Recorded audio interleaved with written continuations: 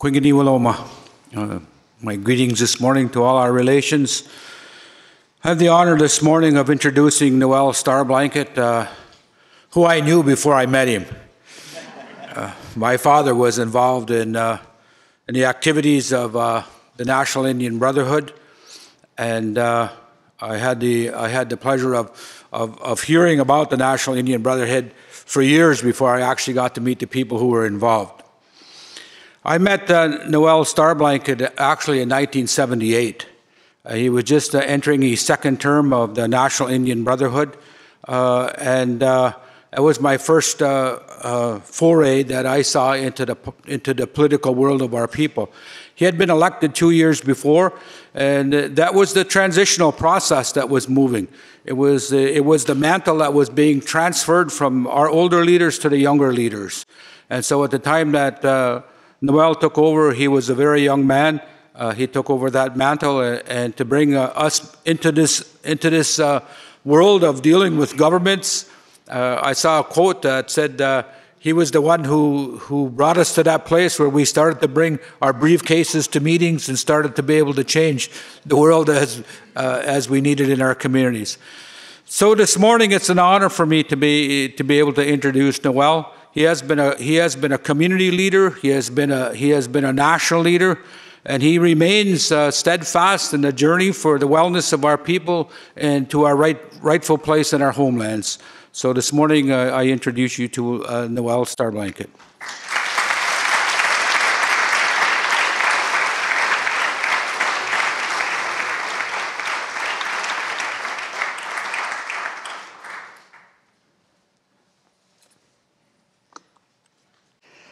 I'm very honored.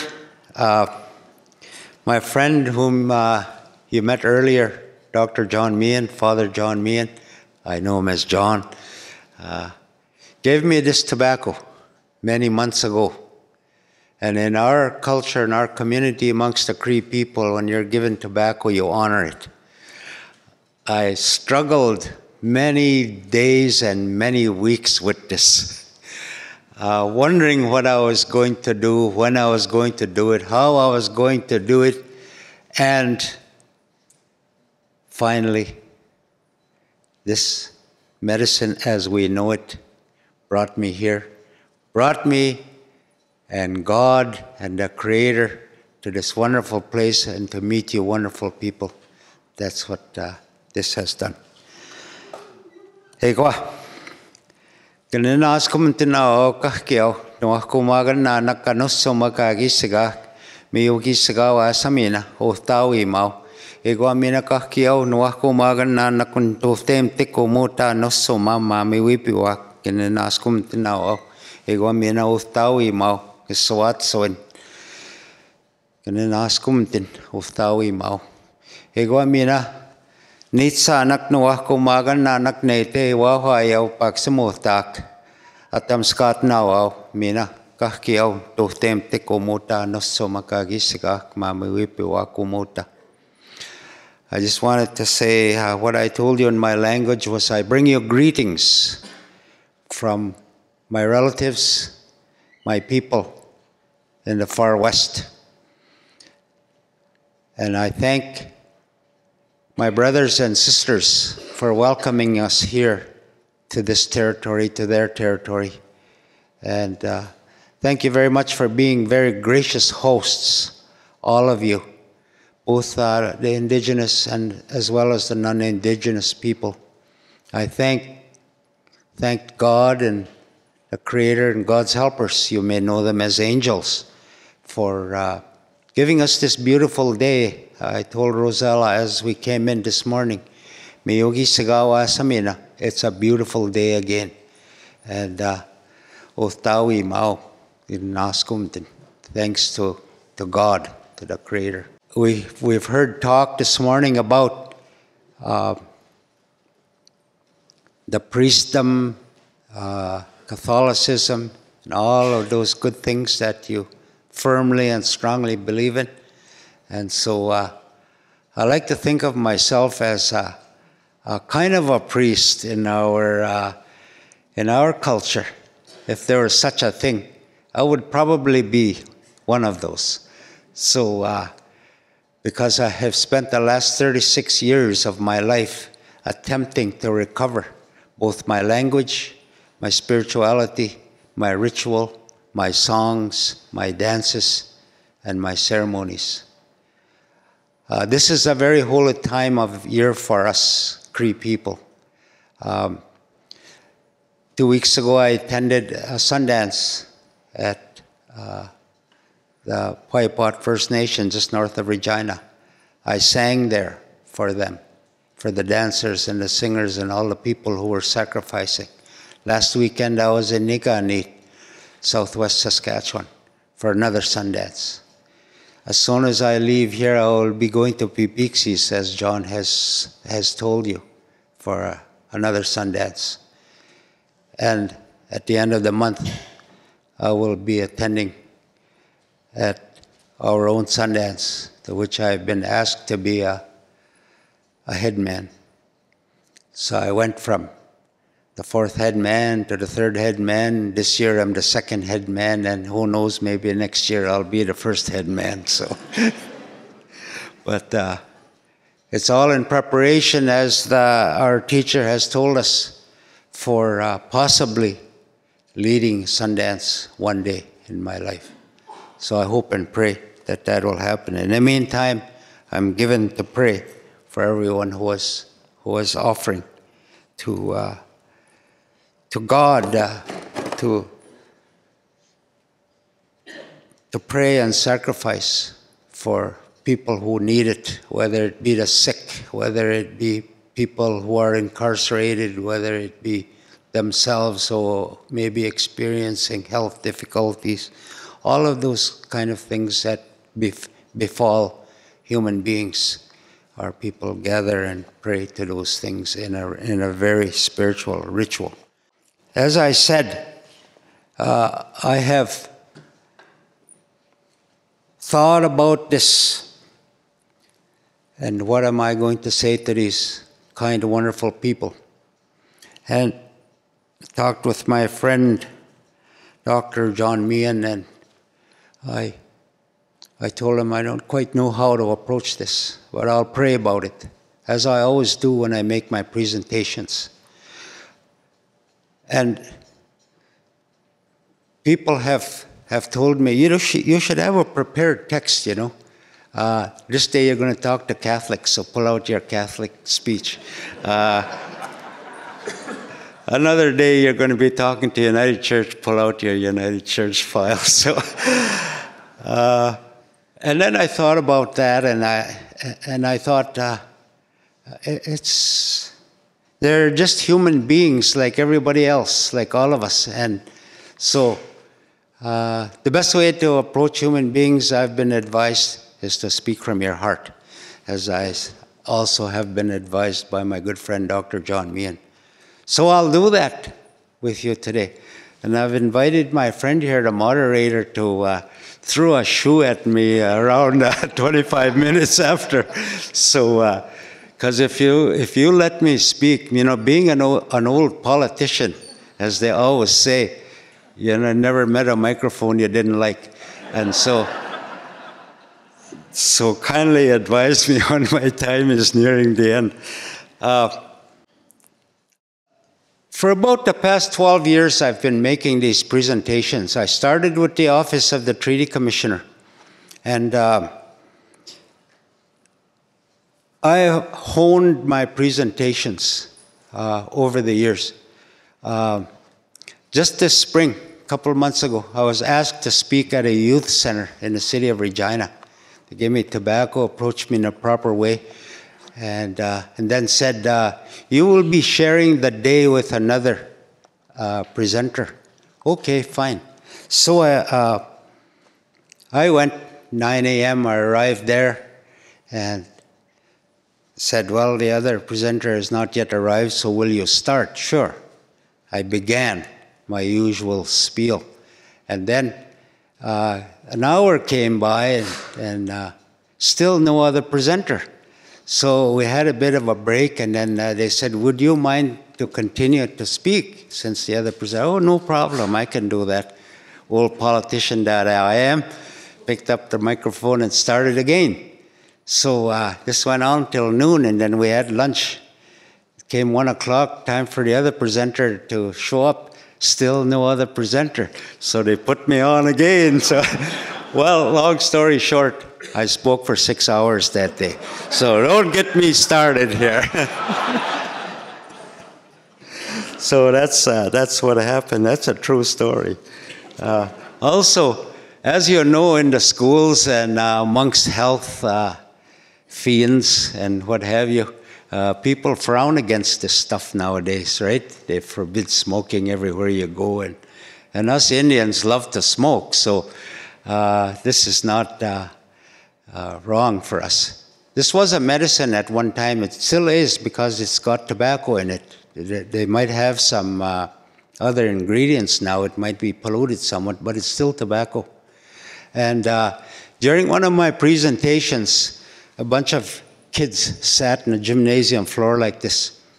And this cute little girl, cute as a button, was designated by her peers, classmates, to make the presentation of tobacco. And so she came up and she said, little blonde, blue-eyed girl, Mr. Starblanket? I said, yes. Would you be good enough to tell us some stories about the treaty? And I said, sure. And I reached for the tobacco and she pulled it back. And I thought, this little girl wants something else. So then she said, Mr. Starblanket, would you be good enough to tell us stories about the residential school? And I said, sure. And I leaned for the tobacco and she pulled it back yet again. So I said, something going on with this little girl. So then she held out the tobacco again and she beckoned to me. So I leaned over to her and she whispered, by the way, did you know that this stuff is not good for you? And I said, yes, I do. I'll give it away, okay? Okay, she said. So I have lots and lots of tobacco that I've given. And my friends and relatives love you people for giving me tobacco because I give it to them and they smoke it. So I'm a very popular guy in my community. Whenever they see me coming, they say, haha, we're going to get smokes. So the truth is not pretty, okay? You all know that. And I say to people who sometimes are offended by this truth, don't feel guilty about it. It's what I told Dr. John Meehan's class when I spoke to them. You didn't do that. But it is your history, and you have to know about it. Once you know your history, then you'll know where you are and you'll know where you wish to go. So bear with me as I'll not reveal a lot of the sordid details, but I will tell you generally about what happened to me. Spent 11 years in a Catholic Indian residential school, taught by mostly French priests, nuns, brothers, teachers, supervisors for 11 years. For 11 years, I was abused variously, and not the least of which was sexual. I have spent the last 36 years recovering from that experience, and I've been largely successful. You know by my telling you about attending the ceremonies. The highest ceremony that we have in our country amongst the Cree people is the Sundance. I'm now totally engaged and deeply embedded in that spirituality. In fact, I have gone so far in my life as to wash myself of that Catholic indoctrination with a ceremony. And it's not to say that I demean the Catholic Church or anyone involved with it. It's only to say that indoctrination has influenced my life, and I've had to do all kinds of things to wash myself of that influence, including studying, reading, attending seminars, doing all those things in the mental health field, to ceremonies. I have attended thousands and thousands of ceremonies in the last 36 years.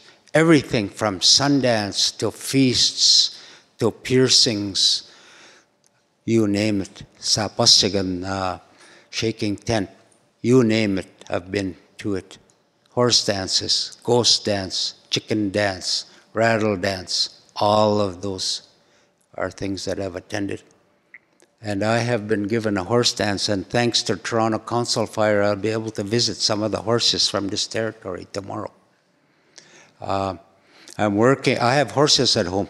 I'm working right now with a young Native American lady who has Native American bred horses. And we are attempting to revive that breed, and we are attempting to engage the spirituality of that animal.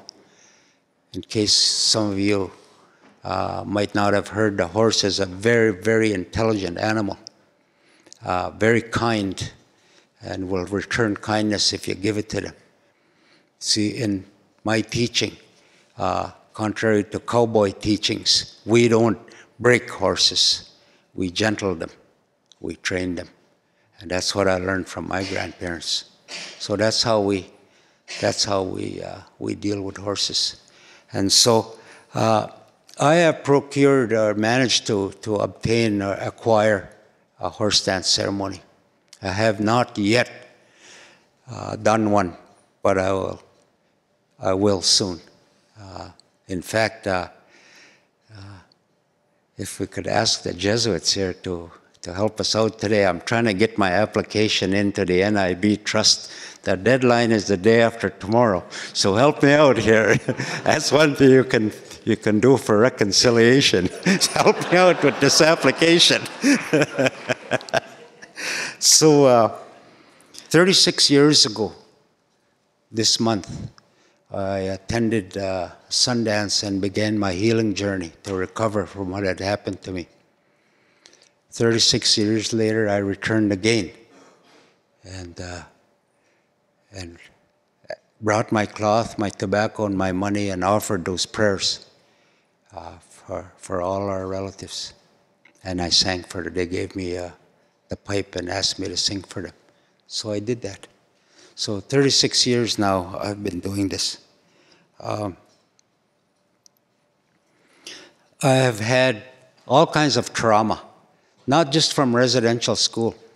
As my good friend Gord has told you, endured the political peaks and valleys of the development of our organizations, sometimes lateral violence in Indian politics, which was not kind to me. And I have been working for the last 3 years approximately with a Dr. Neil MacLeod, a Cree man from James Smith Reserve. And this summer we will be editing the final manuscript for my book, which will be published by the University of Regina Press.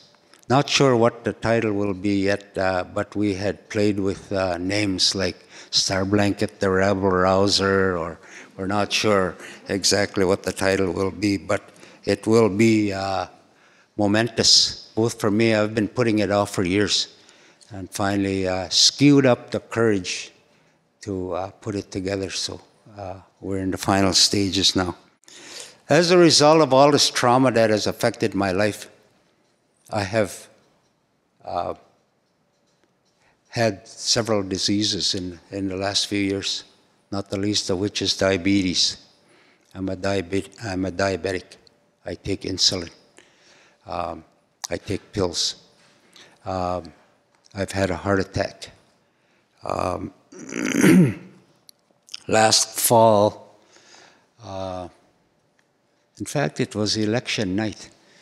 And I don't know if it was from the trauma of the election or what, but I got very sick that night. And my partner took me to the hospital. And after 4 or 5 doctors and 25 nurses and 24 different kinds of testing, they concluded that I had sepsis poisoning caused by diabetes. So I darn near died. But I'm a fighter, and I wasn't going to let that get me down. And it started from a cut on my ankle. Because I'm a diabetic, it wouldn't heal. And so they sent me to a primary health care facility in which they would change my bandage every other day. And the cut wouldn't heal. So that was November, December. Finally, in January, I said, of this year, I'm going to a ceremony. I went to a ceremony. There, the elder mixed me some medicine. I drank it, gave me some to take home. Said, boil this, make this, drink one in the morning and one at night. And bathe your foot in a sage bath and make a sage poultice. And there was these nurses, about 5 or 6 of them, that I had encountered during all of this.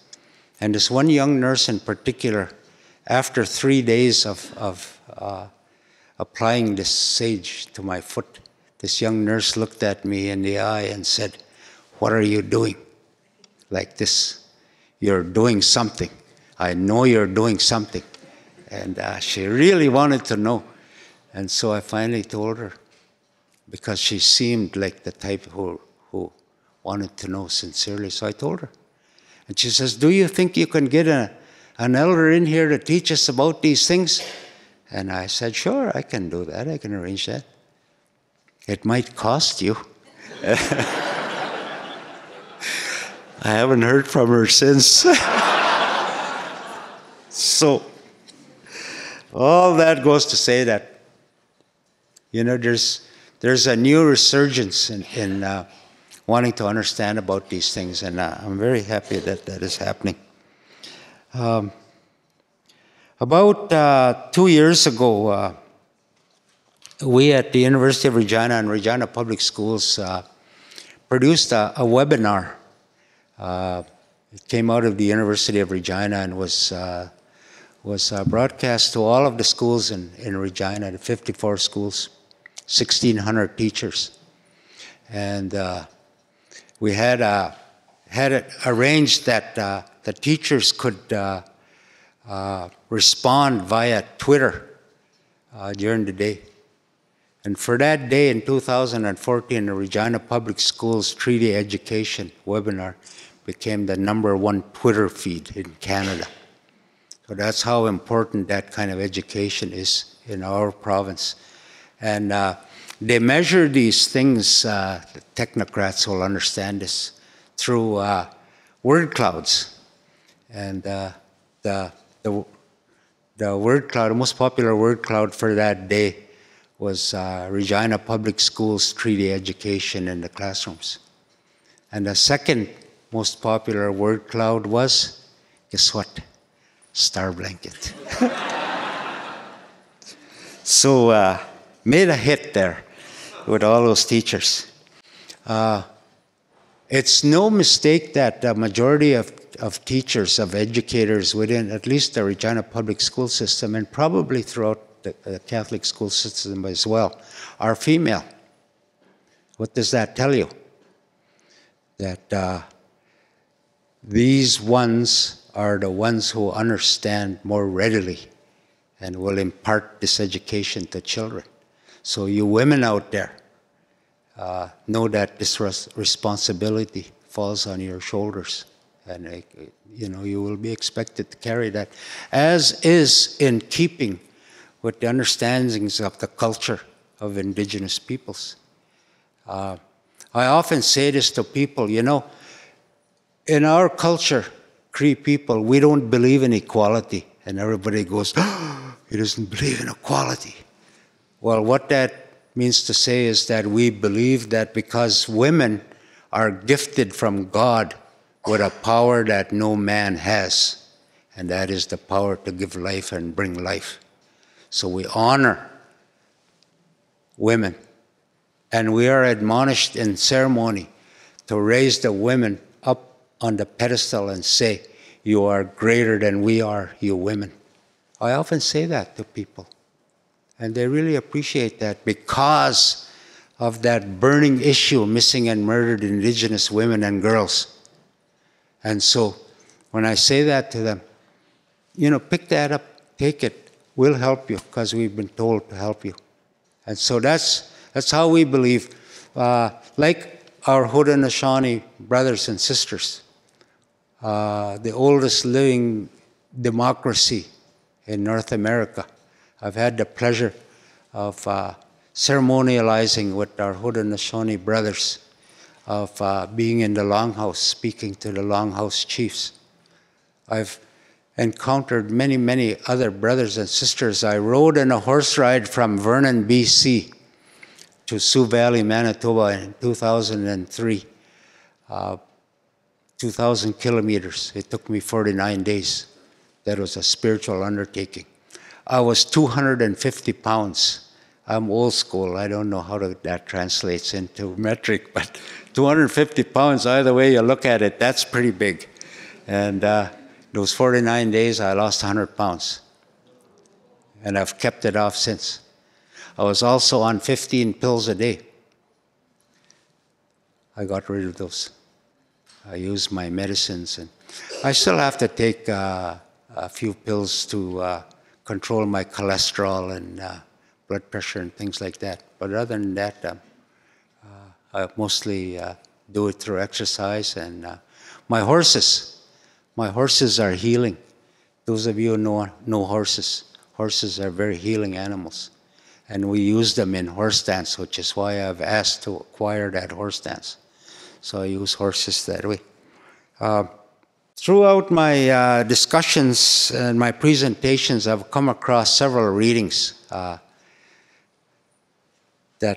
I often pass on to people, books. I noticed there was a list of readings that you could undertake to learn about reconciliation, all of those good things. I have several books like that too.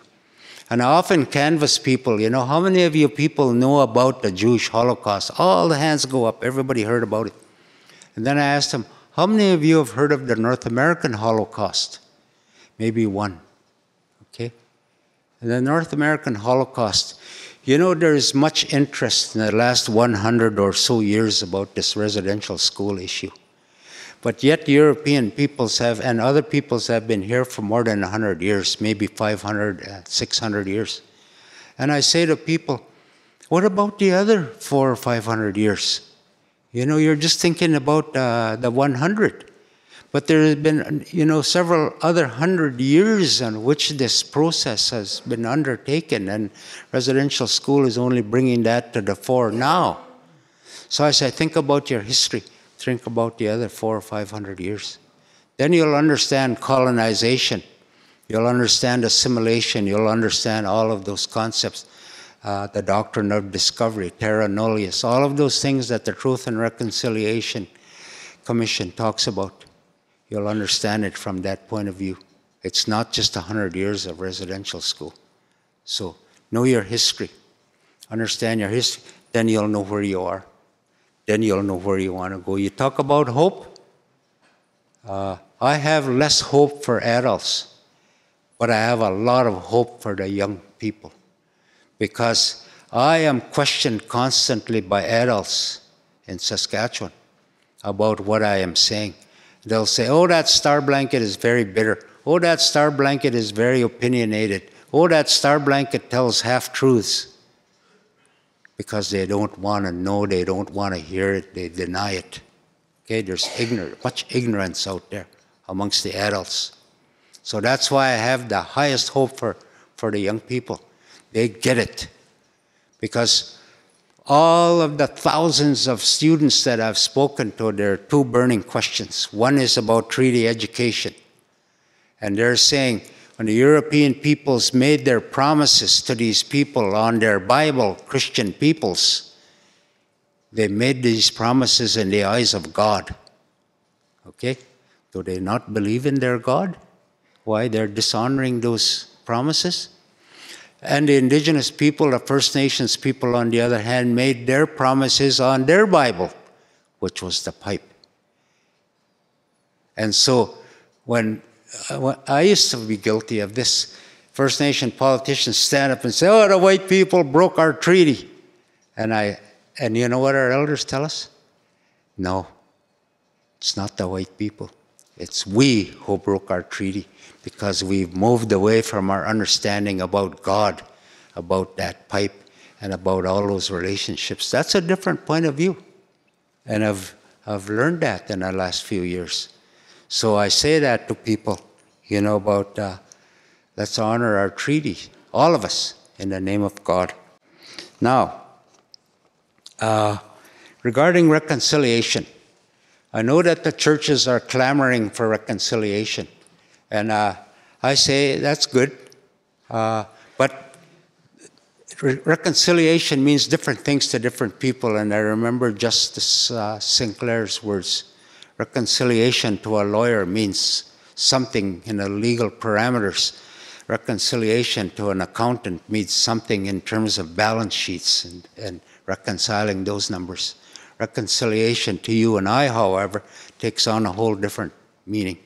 So let's think about that. There's a quote that my partner showed me this morning about Justice Sinclair. And I don't know the quote exactly, but it talks about the survivors telling their truths and the truth.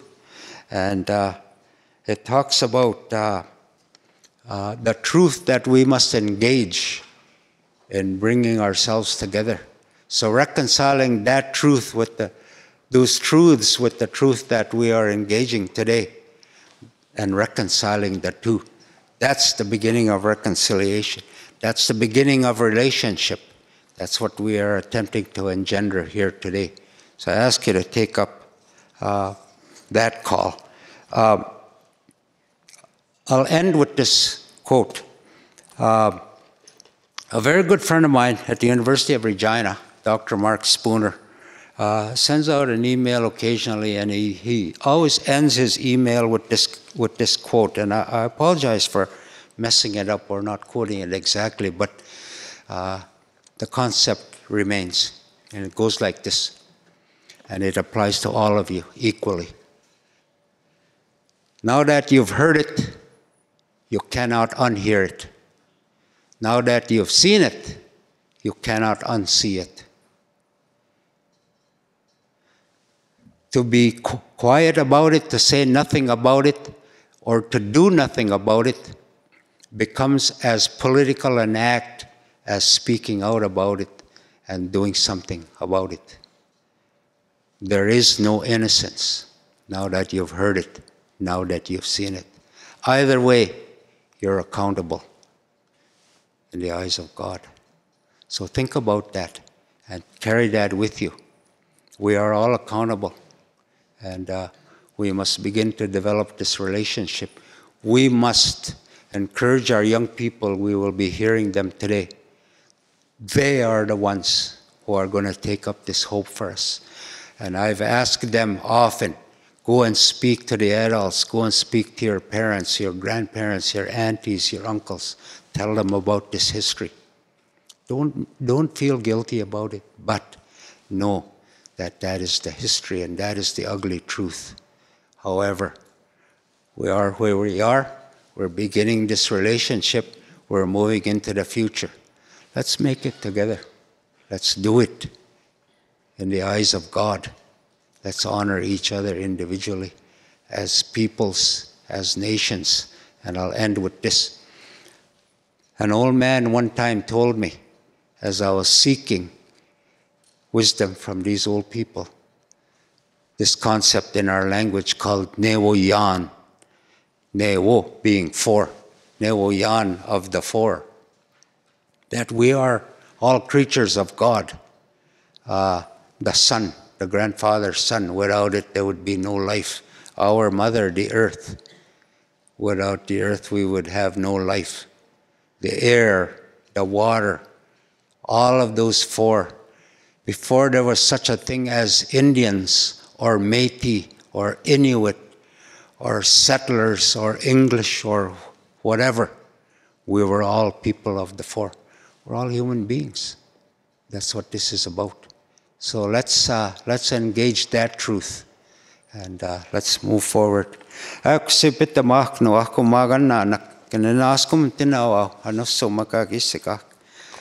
Thank you very much.